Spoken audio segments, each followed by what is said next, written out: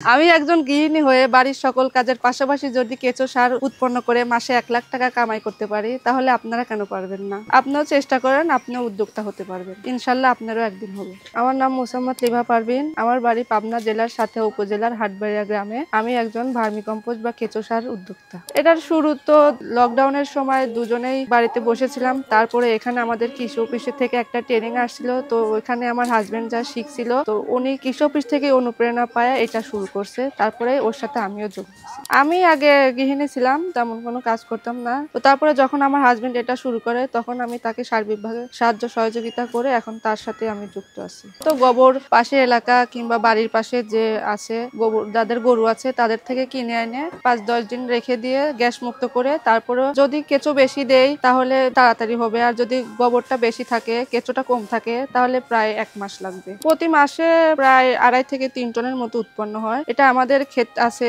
খেতে খামারে দেই, তারপরে বাইরের কৃষক আসে, কৃষি অফিস আসে, তারা কিনে নেয়। সারটা যখন হয়ে যায় তখন আমরা প্রথমে কেঁচোগুলো বাইছে নেই। বাইছে নেওয়ার পরে একটা চালনি আছে, চালনির সাহায্যে ওটা চেলে তারপরে বের করি। কেঁচোগুলো সারের মধ্যে যায় না, যদিও বা যায় সেটা আমরা আবার করে বেছে নিয়ে তারপরে বস্তায় ভরে সেলাই করে বাজারজাত করি। তারা মূলত কৃষি অফিস থেকে আমাদের ব্লক অফিসাররা আছে, তারা সবাই সব কৃষককেই বলে দেয় যে অমুক জায়গায় অমুকের এটা আছে নিয়ে। আবার ওই যে নার্সারি আছে, তারপরে যে সারের দোকানগুলো আছে সে দোকানদাররাও এগুলো ব্যবহার করে। কেঁচো কম্পোস্ট সার থেকে আমরা বছরে মোটামুটি ১০ থেকে ১২ লাখ টাকা আয় করি। আমি একজন গৃহিণী, আমি যেহেতু করতে পারছি, তাহলে অন্য যারা গৃহিণী আছে তাদের সংসারে যত কাজই থাক তারা সেখান থেকে সময় বের করে এই কাজটা করতে পারবে। কারণ আমার মতে এই কাজটা করার জন্য বেশি একটা সময় দরকার হয় না। আপনি একটা চারিতে যদি গোবর ফেলে রাখেন, কেঁচো দিয়ে রাখেন, ১৫-২০ দিন পরে যা দেখবো যে ওখানে সারটা হয়ে গেছে, তখন আমরা জাস্ট কেঁচোটা বেচে সারটা চালিয়ে নেবো। মাঝে মাঝে পানি দিতে হয় সারের আর্দ্রতা ঠিক রাখার জন্য, কারণ যখন গরম থাকে তখন তো আর্দ্রতা ঠিক না থাকলে কেঁচোগুলো মারা যাবে। তাই আমাদের মাঝে মাঝে যা দেখতে হবে যে আসলে কেঁচোর আর্দ্রতাটা ঠিক আছে নাকি, বেশি শুকায় গেছে নাকি, এটা খেয়াল রাখতে হবে। এখানে আমাদের মূলত কেঁচোর জাত আছে অনেক রকমের, কিন্তু আমাদের বাড়িতে প্রচুর গরম, এই জন্য আমরা এটা থাইল্যান্ডে জাত নিয়ে কাজ করছি। ভিয়েতনামি আছে, ওটা মারা যায়। প্রথমে আমাদের কৃষি অফিস থেকে ১.৫ কেজি দিছিল, তারপরে গরমের কারণে সেটা মারা গেছিল। তারপরে আমরা এই পাশেই আছে ওইখান থেকে প্রায় ১০ কেজির মতো নিয়ে আসছি, তারপরে আর আমাদের কিনা লাগে না, এখন আমাদেরই অনেক হয়ে গেছে। আর বাংলাদেশি কেঁচো তো বলাই যাবে না, বাংলাদেশের কেঁচো দিয়ে কোনো কাজই হয় না, ওটা শুধু মাটি খায়। যদি বাংলাদেশি কেঁচো দিয়ে হতো তাহলে আমরা তো আর থাইল্যান্ডে ভিয়েতনামি কেঁচো কিনে আনতাম না। নতুন উদ্যোক্তা টাকা পয়সা না থাকলেও করতে পারবে, কারণ বেশি টাকার প্রয়োজন হয় না। হাফ কেজি কেঁচো দিয়েও সে শুরু করতে পারে, আর জাস্ট ২টা কি একটা চারি হলেই করতে পারবে। তার বাড়িতে অল্প একটু আঙিনায় জায়গা থাকলেই হবে।